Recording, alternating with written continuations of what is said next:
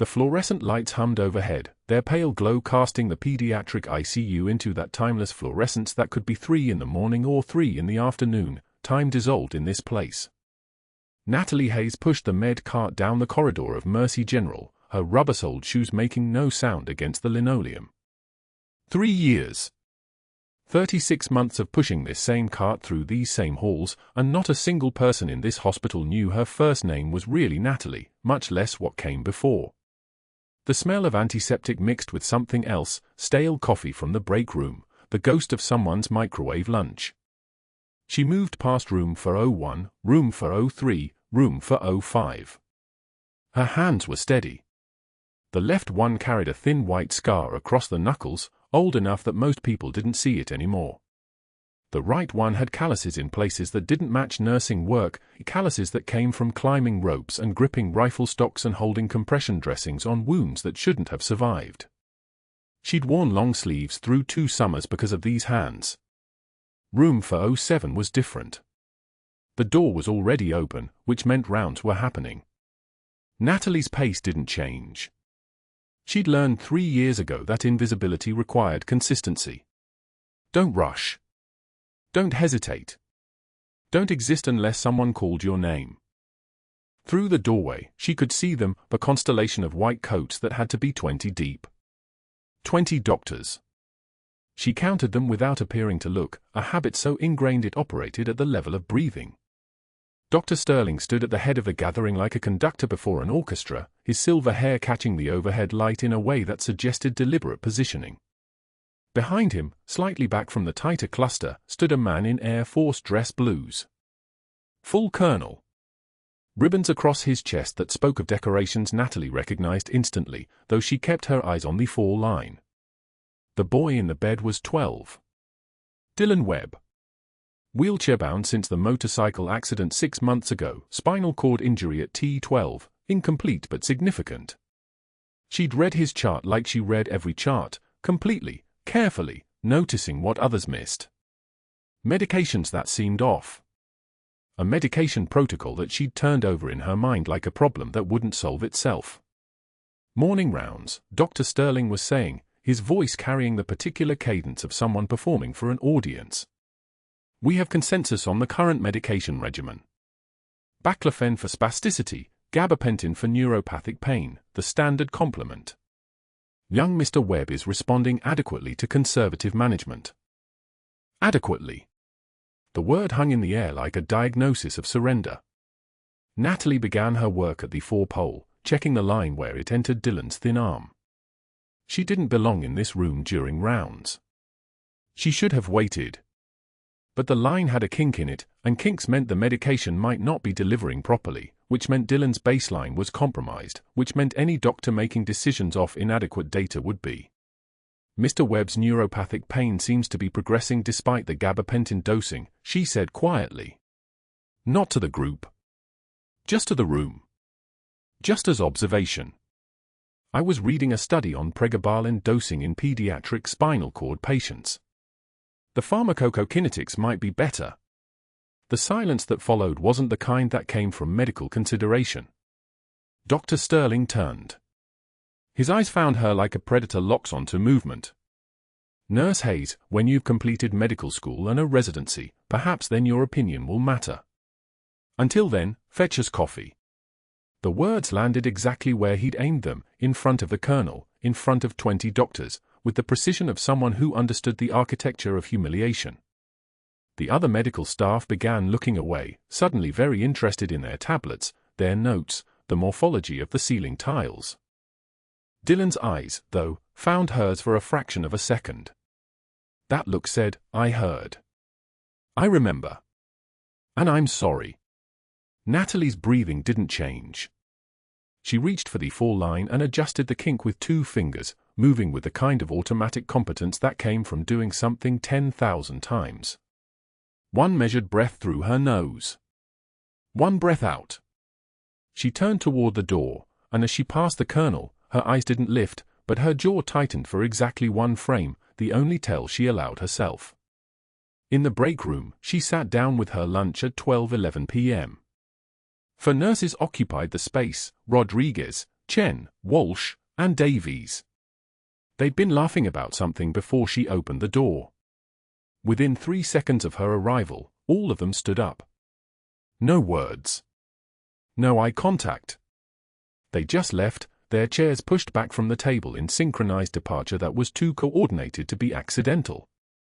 Natalie opened her sandwich and ate it. The bread was from yesterday. The turkey had started to separate from the moisture. She chewed methodically, watching the doorway where they'd exited, feeling the weight of something that had been accumulating for weeks. Sterling's whisper campaign had a name now. She was overstepping. She was challenging hierarchy. She was the kind of nurse who thought she knew better than doctors, which was the kind of nurse who made trouble for everyone. She took a bite. Then another.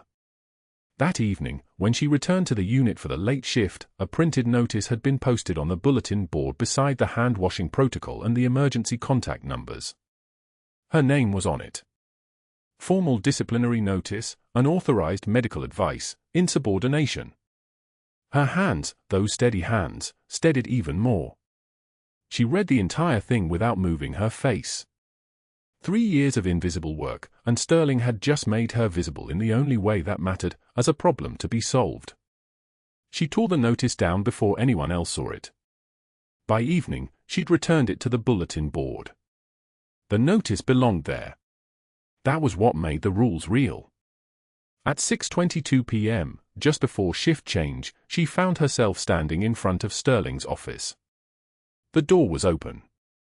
He was typing something with the kind of focused intensity that suggested importance. She knocked once, and he looked up with the expression of someone expecting to be interrupted but having decided in advance he wouldn't tolerate it. "Dr. Sterling." Her voice came out the way she'd learned to make it come out, soft, deferential, the voice of someone who understood the hierarchy and had accepted her place in it. "I wanted to say that I understand the boundaries of my role. I respect your authority. I should have kept my observations private." It was the kind of apology that would make him feel magnanimous. That would make him believe he'd won. That would make him stop. He leaned back in his chair. "That's good, Nurse Hayes. That's what I needed to hear." She left his office, and 3 seconds after she passed through the doorway, something crystallized in her chest. Not anger. Not fear. Something older than both, the kind of clarity that came from recognizing a situation that had only one possible trajectory. She'd spent 3 years building anonymity. 3 years being nobody, doing excellent work, staying invisible. She thought about Dylan in room 407, paralyzed from the waist down, trapped in a medication protocol that was good enough instead of correct. She thought about what a SEAL team leader had told her in Kandahar, back when she still had a rank. The difference between a good decision and a correct decision is whether you're willing to be wrong in public. She pulled the faded unit patch out of the lining of her jacket, the one stitched in by someone's careful hands years ago, and looked at it in the empty hallway. The Navy insignia had worn almost smooth. The stitching had started to come apart at one edge. Tomorrow would bring something. She could feel it the way a hunter feels a storm coming. The break room smelled like stale coffee and the kind of silence that comes before something breaks. Natalie sat at the chipped laminate table, her lunch untouched in front of her, a sandwich she'd made at 5 in the morning, back when the day still felt manageable. She opened the container. The plastic crinkled loud in the empty room. Footsteps. 4 of them, synchronized like a formation. Nurse Chen. Nurse Rodriguez. Nurse Marcus. Nurse Webb, no relation to the colonel, but she'd made that clear every shift for 3 years. They walked past her station without a word. They'd been sitting there moments before, talking about the weekend rotation. The second Natalie pulled out her chair, they stood. Not together. One after the other, but close enough that the message crystallized in the fluorescent air, "We are choosing not to sit with you." Natalie looked down at her sandwich. Turkey and mustard on wheat. She could feel their eyes on her back as they moved to the far corner near the window. Could hear the low murmur start, then stop, then start again. Sterling's whisper campaign had worked like a blade through soft tissue, efficient, clean, and nobody needed to see it happen. He'd waited until she was charting in Dylan Webb's room, then found them in the hallway outside. Just a few words. Nurse Hayes overstepped. Thinks she's a doctor. Embarrassing, really. We should distance ourselves. The sandwich tasted like cardboard. She kept eating. By Wednesday, there was a piece of paper on the unit board. Printed. Formal. Laminated. Performance Improvement Notice, Incident Report. Employee, Natalie Hayes, RN. Date of incident, Monday, 0700 hours. Violation, unauthorized medical advice to attending physician in presence of patient family and medical staff. Secondary violation, insubordination in response to direct corrective feedback. Supervisor, Dr. Marcus Sterling, MD.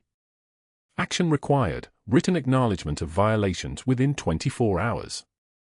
Failure to comply will result in disciplinary escalation. The rest of the unit read it like scripture. By noon, nobody made eye contact with her in the hallway.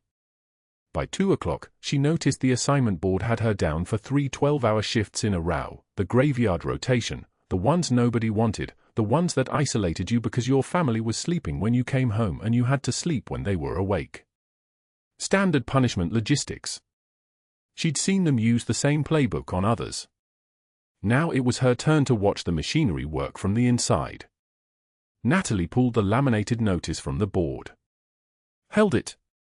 Felt the weight of the paper, maybe 2 grams, and understood that 2 grams could hold an entire career. She walked into Dr. Sterling's office without knocking. His hand was moving across his keyboard, left to right, the rhythm of someone who'd never had to apologize for anything. He looked up. His expression shifted from annoyance to something that looked like curiosity. The notice on the board, Natalie said. Her voice didn't shake. Voice steady as stone.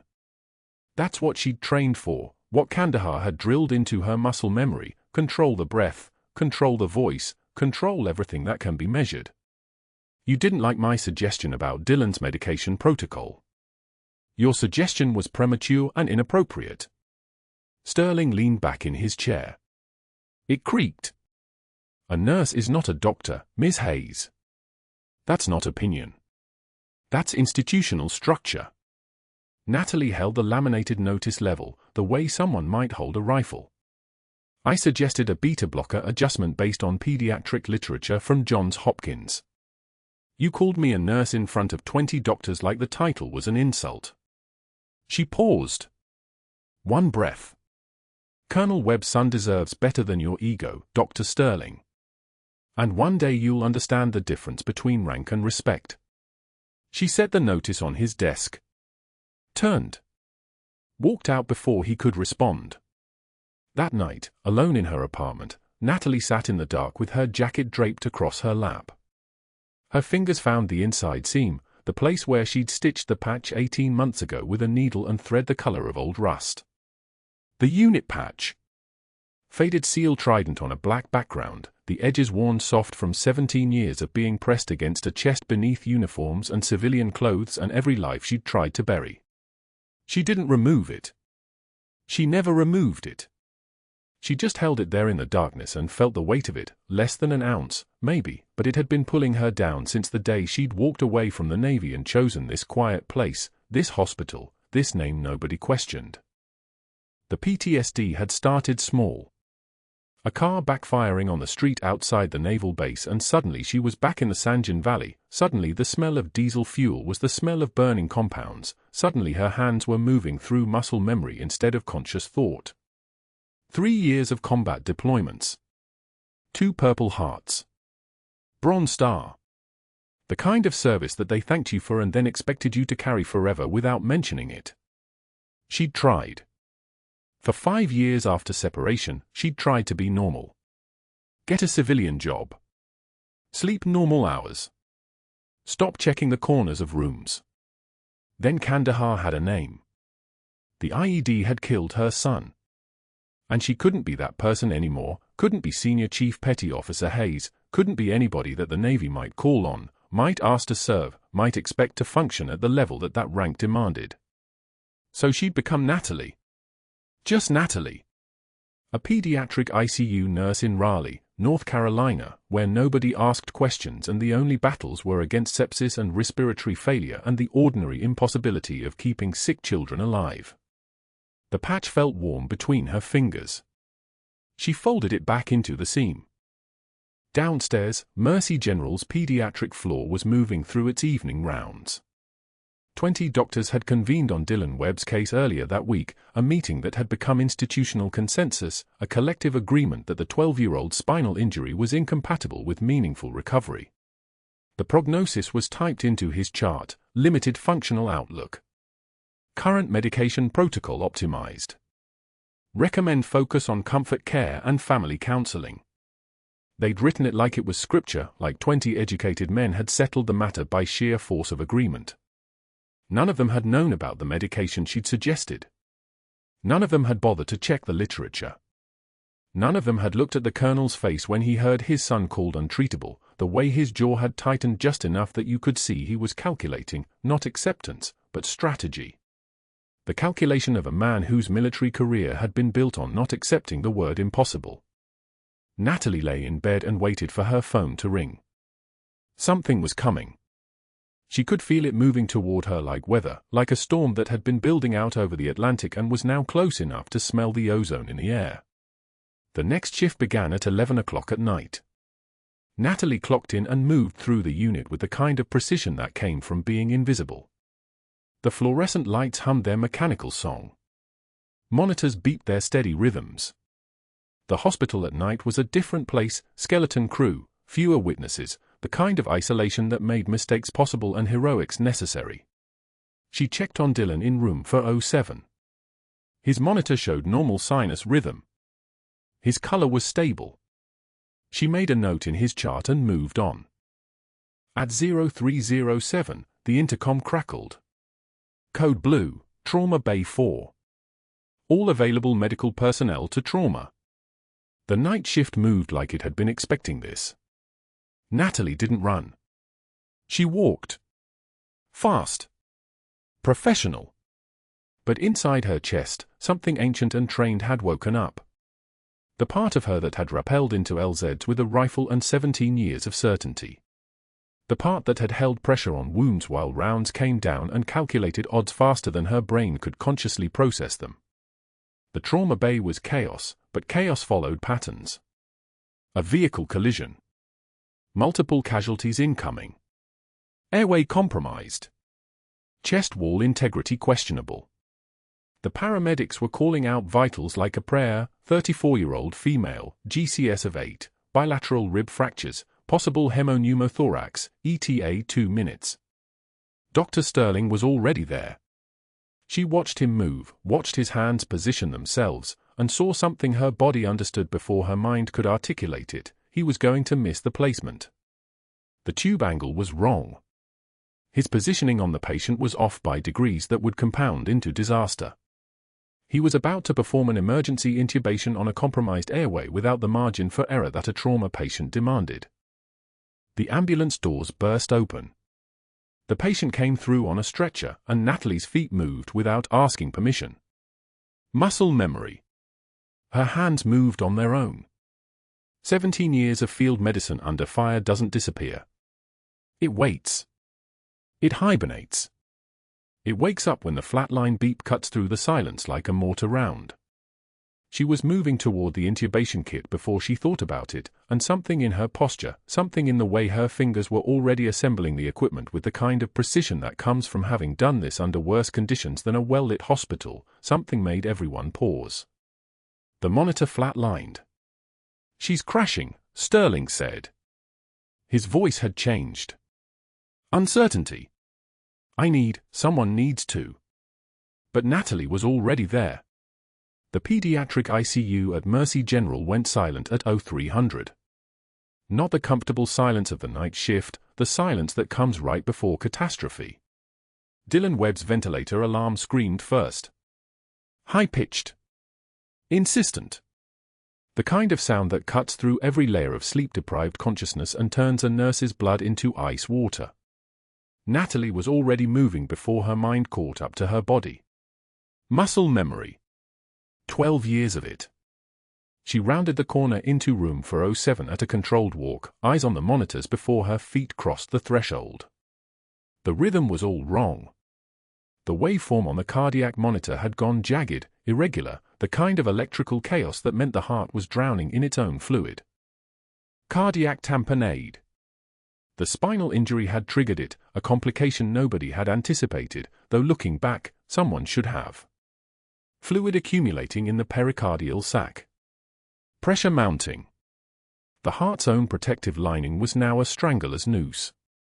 Colonel Marcus Webb was asleep in the recliner, his jaw slack, his military posture finally broken by exhaustion. He didn't wake. Not yet.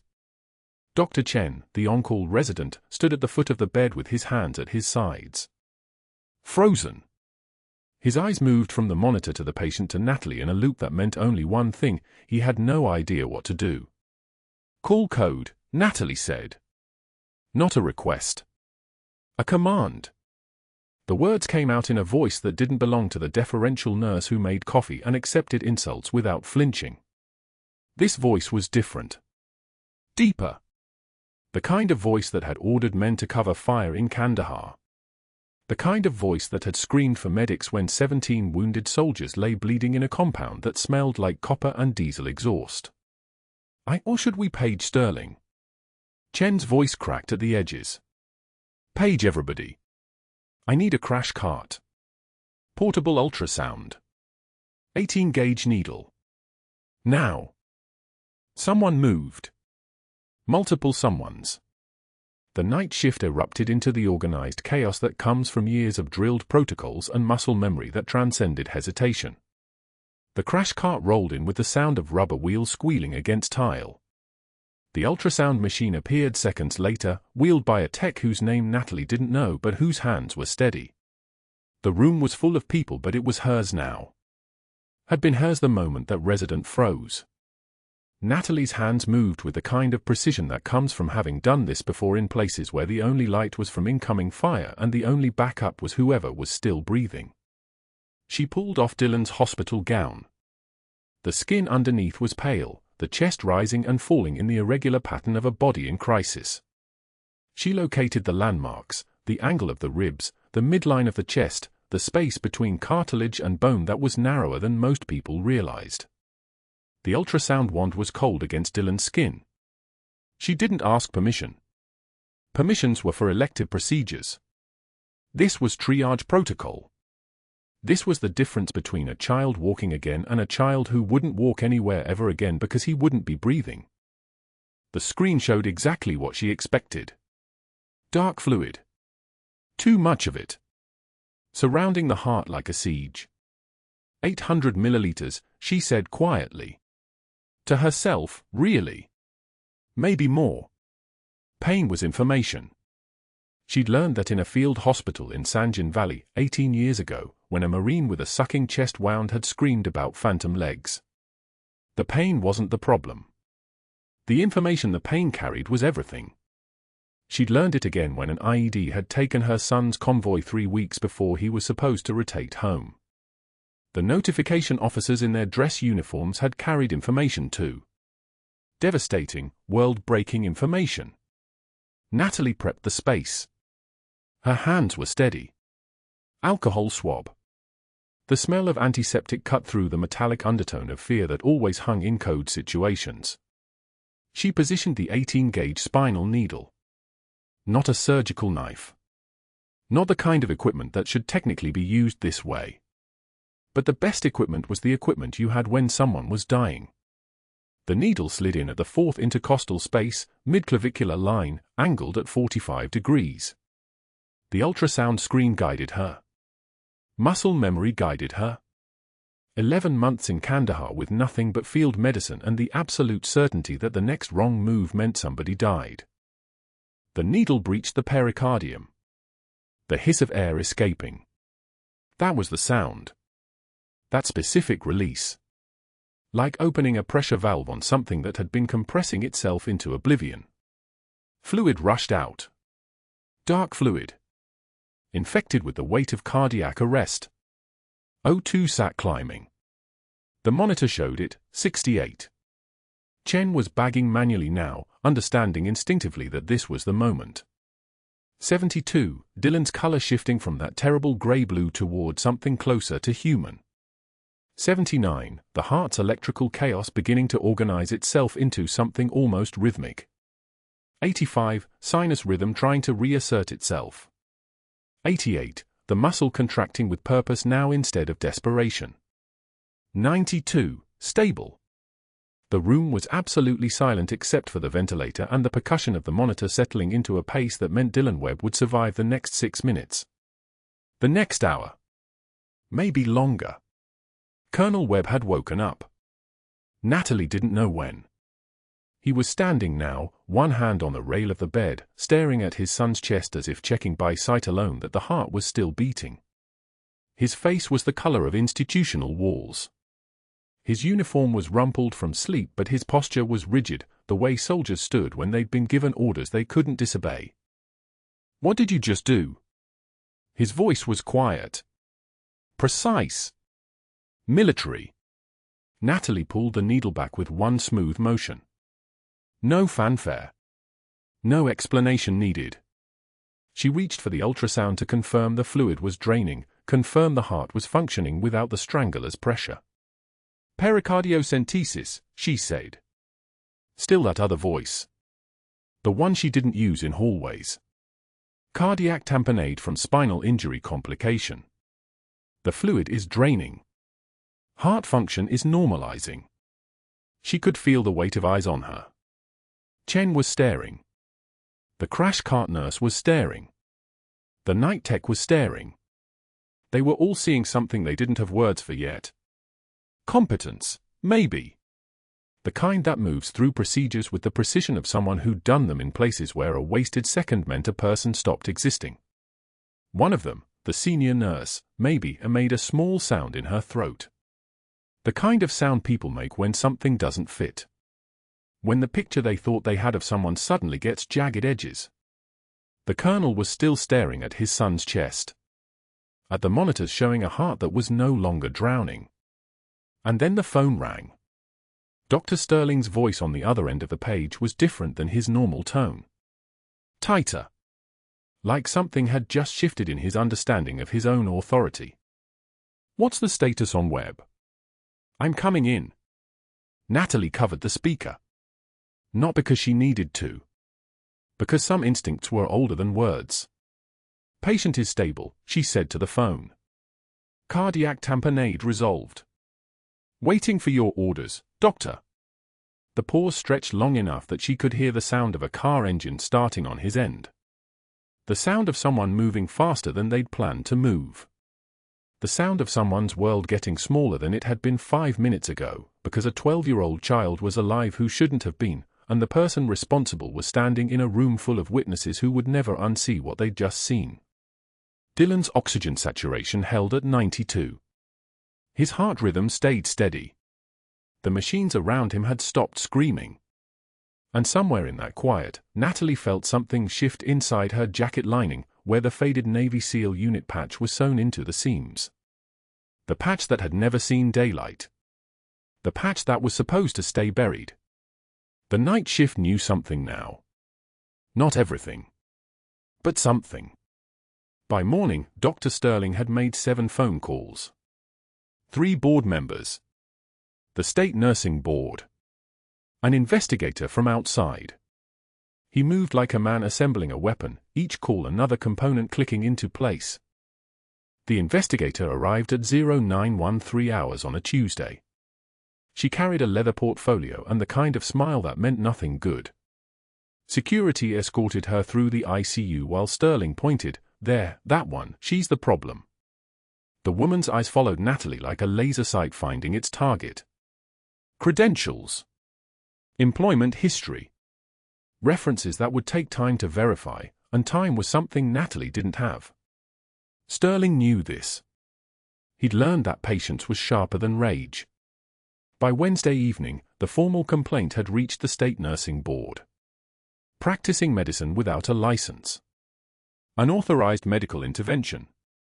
Insubordination against attending physician. The words were weapons because they were true enough to sting. She had performed the pericardiocentesis. She had done it without permission. That she had done it because a child was dying seemed not to matter in the architecture of Sterling's complaint. The investigator returned Thursday morning. She wanted to see Natalie's certifications, her training records, any prior incidents. Natalie produced everything: 15 years of clean employment, continuing education certifications, pediatric resuscitation renewals current down to the expiration date. The investigator photographed each document. Her fingernails clicked against her tablet like a countdown timer. By Friday at 1,447 hours, Sterling found her in the medication room restocking supplies. He didn't need to say much. His presence was enough. Behind him stood 2 security officers, and in his hand was a termination letter on Mercy General letterhead. "Your services are no longer required," he said, each word measured like he was reading a death certificate aloud. "You will vacate the premises within 30 minutes. It wasn't a request. It was a command. Natalie set down the vial of morphine. Her hands didn't shake. They never shook anymore. "I understand, Dr. Sterling," she said, and her voice was the voice of someone who had already survived worse than this. She walked past him to her locker without waiting for dismissal. The cardboard box was in her hands by 15-13 hours. Inside it, a cracked mug reading "World's Okayest Nurse," a dying succulent in a ceramic pot that had split down one side, and a photograph in a plastic frame. The frame showed a young man in Air Force dress blues, his posture military perfect, his smile the kind that said he believed the world could be fixed. The photograph was taken 3 weeks before an IED in Kandahar had scattered him across the desert like ash. Her son's name was written on the back in her own handwriting, Marcus Jr., 2019. She didn't remember when she'd added the date. She didn't remember much from those first months after the notification officer came to her door. Security walked her to the elevator. They didn't speak. They didn't need to. Their silence was professional, which made it worse than hostility. At least hostility acknowledged her existence. This was erasure in a uniform. The bus stop was 3 blocks away. The rain started somewhere between the hospital parking lot and the corner of Wilmington Street, the kind of rain that came down in sheets that made the whole city look like it was dissolving.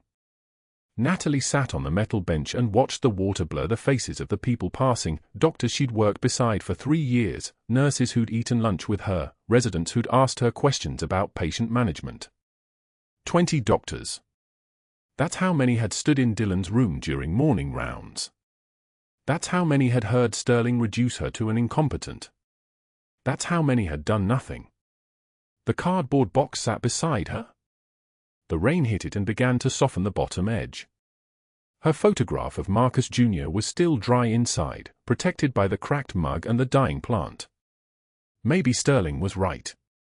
Maybe she was overstepping. She'd walked away from the Navy to escape this exact thing, the weight of knowing what she was capable of, the weight of being capable in a world that didn't want to acknowledge it. She'd chosen to be invisible because visible meant exposed, and exposed meant losing the last shred of peace she'd managed to build. For 6 years, she'd been successful at it. She'd been just a nurse. Nobody important. Nobody dangerous. Nobody worth remembering. And then a child had stopped breathing. She took out the photograph and held it in the rain. Marcus Jr.'s face began to blur as water ran down the plastic frame. The dress blue stayed crisp, military perfect, unchanged. He had volunteered for the Air Force. He had believed in something. He had died believing in it. And she had walked away from everything he'd represented because she couldn't carry the weight anymore. Maybe she wasn't meant to survive this. Her fingers loosened on the frame. The rain pounded harder. She could let it slip into the gutter. She could walk away from this box, this identity, this photograph of a dead son. She could keep walking until she wasn't anyone anymore. It would be so much easier. The faded unit patch was still sewn into her jacket lining, where no one could see it. She'd kept it there for 6 years without ever touching it. She kept her hand on it now, fingers finding the outline of it through the fabric, and something inside her refused to soften. The patch was from the 160th Special Operations Aviation Regiment. Her brothers. Her people. Her war. Dylan Webb hadn't asked to be in that hospital bed. Colonel Marcus Webb hadn't asked to watch his son's heart fail.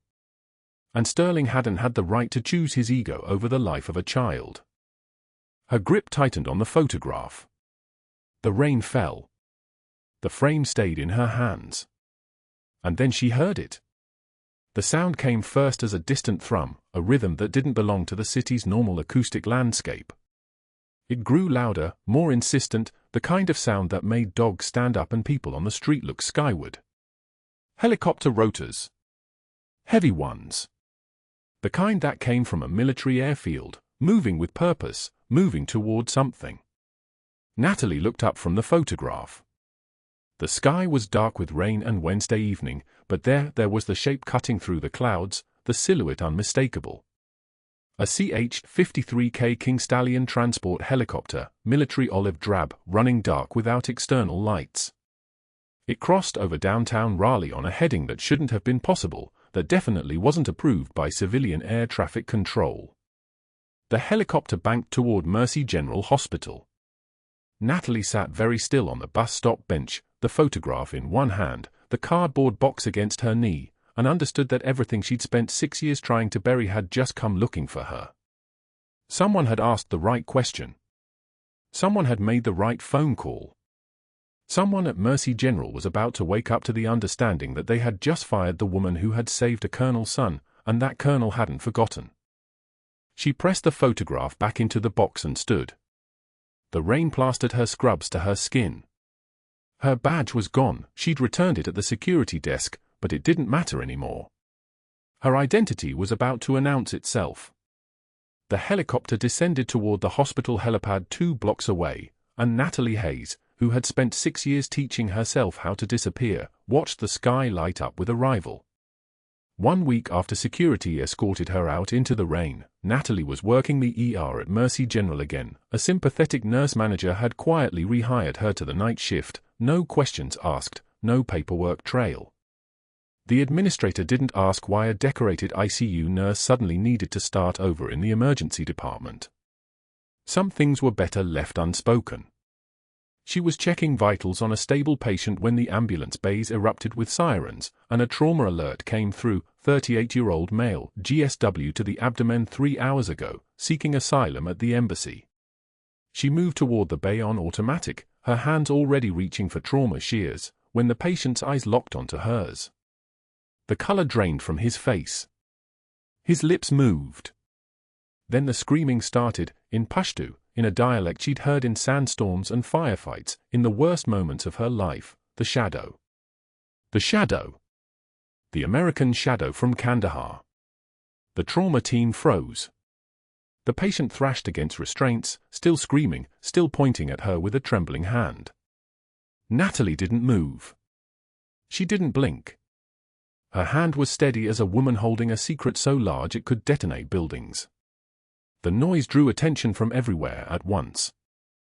Colonel Webb was in the pediatric wing 2 floors up, watching Dylan take his first steps in weeks with a physical therapist, when the chaos from the ER reached the hallway, pagers going off, voices rising, something happening that made the hospital machinery accelerate. He excused himself and walked toward the commotion, his uniform pressed sharp enough to cut, his boots hitting tile with the precision of someone accustomed to command. When he reached the ER entrance, he saw Natalie standing beside an ambulance bay, completely still, while a trauma surgeon was reading vitals aloud and nurses were rushing past with saline. But there was something else. There was a classified file being handed to her by the resident in charge, a manila folder marked with red stripes across the top. Restricted. Need to know. Her hands took the file. Her eye scanned the first page. And then she went perfectly, absolutely silent. The colonel watched her read her own classified operations file from 2011 to 2016, every mission redacted except the unit designation, every extraction and firefight reduced to dates and casualty counts. Her hands didn't shake. But something in her posture changed, a straightening, a settling, the way a soldier feels when secrets stop being secrets. The trauma patient was still screaming from the bay. And then the hallway doors opened. The man who walked in wore civvies but carried himself like the sea itself had made him solid. Weathered face. Hands that had held rifles and rope and other people's lives. Behind him, two more operators in casual clothes, their eyes doing what trained eyes do, scanning exits, counting personnel, locating threats in the civilian infrastructure of a hospital. The lead operator stopped 3 feet from the trauma bay. His gaze found Natalie across the cluttered space. His face shifted. Not shock. Recognition. The kind of recognition that meant he'd thought he would never have this conversation again. He took 2 steps forward. His voice came out low and deliberate, the way a SEAL team leader speaks when he's standing in front of someone he believed was dead. Senior Chief Petty Officer Hayes. He said it like a rank, not a name. Like a title earned in places where most people's bodies don't survive. Bronze Star with Valor. He paused. Waited for the weight of it to settle. 2 Navy Crosses. Another beat. The trauma team had gone silent. Colonel Webb's expression had shifted to something unreadable. And a Silver Star for extracting 17 wounded under fire in Kandahar. We thought you were dead. We held a memorial. The operator's voice cracked on the last word. Not from emotion, SEALs were trained to compartmentalize emotion, but from the sheer improbability of standing in a Raleigh hospital and watching a ghost become flesh. The room went so quiet you could hear the ventilator in the trauma bay cycling. Drip, drip, drip from the 4 bags. The beep of monitors counting heartbeats and minutes. And then, 3 feet to the left, Dr. Sterling's face transformed. The confident posture collapsed. The expression that had controlled 20 doctors at a time, that had weaponized hospital policy and humiliated a nurse in front of grieving families, that face drained to a shade of white that had nothing to do with medical accuracy and everything to do with a man watching his entire institutional authority get exposed as completely irrelevant. His mouth opened. Closed. Opened again. No words came. A trauma surgeon had turned to stare at him. A resident was reading the security clearance badges the SEAL operators had just produced. Colonel Webb was reading the name on Natalie's file, Senior Chief Petty Officer. 17 wounded.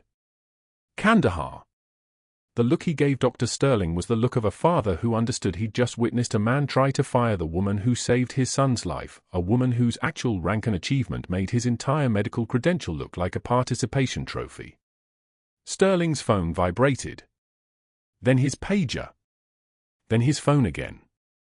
His lawyer. The hospital administrator. The state medical board. All trying to reach him at once because the calls had already started coming in. Colonel Webb had made exactly 2 phone calls from the trauma bay while everyone was frozen. The first to the Air Force Office of Special Investigations. The second to the hospital board chairman. The trauma patient was still thrashing in the bay, sedation protocols, 2 nurses holding him steady, when security arrived. But security wasn't there for the patient.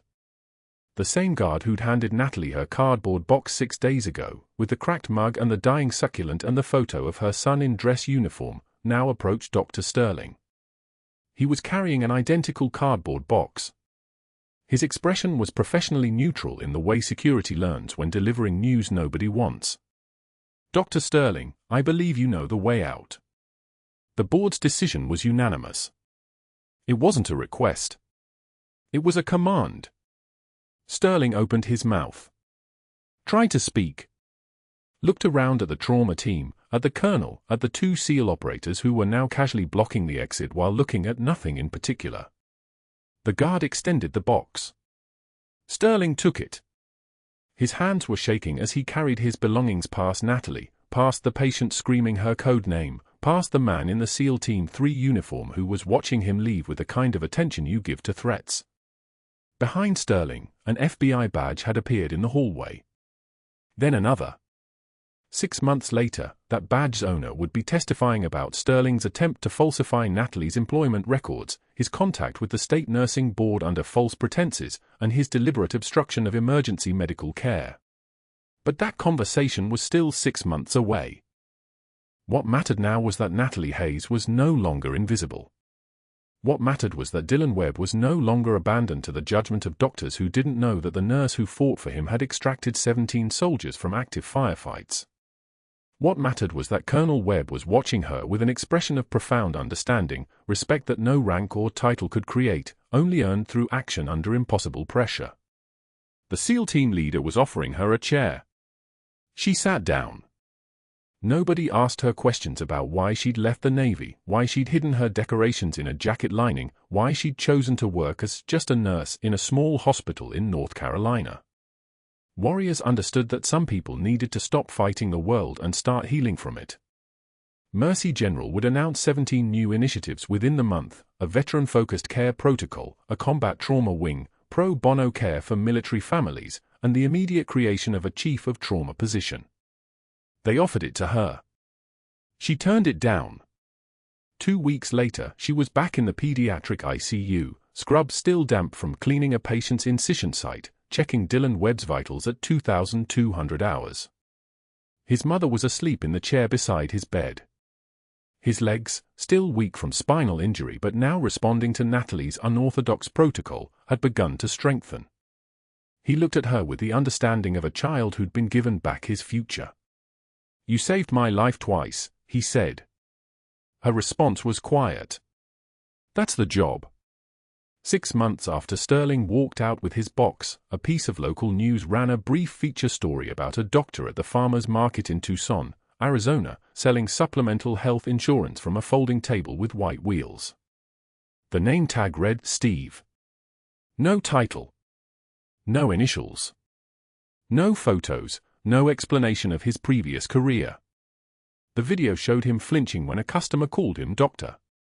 He'd lost his medical license, his practice, his reputation.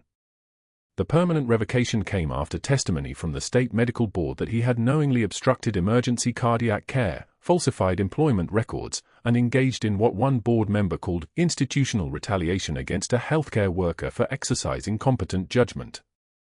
His new job paid $16 an hour. No benefits. No prestige. No power.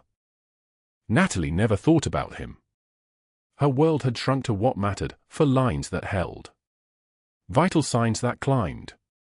Children who came to Mercy General broken and left with the possibility of healing. The SEAL team leader had left her his number on a napkin. She'd texted it once, months later, to ask a medical question about combat trauma protocols. He'd called back. They talked for 43 minutes about training, about what the body remembers, about why she'd chosen nursing over command. 3 weeks later, he'd shown up to her shift with coffee, black, 2 sugars, and sat in the break room reading a trauma journal while she worked. Nothing was said. Everything was understood. The trembling wasn't fear. It was restraint. Every scar tells a story. Every choice tells another.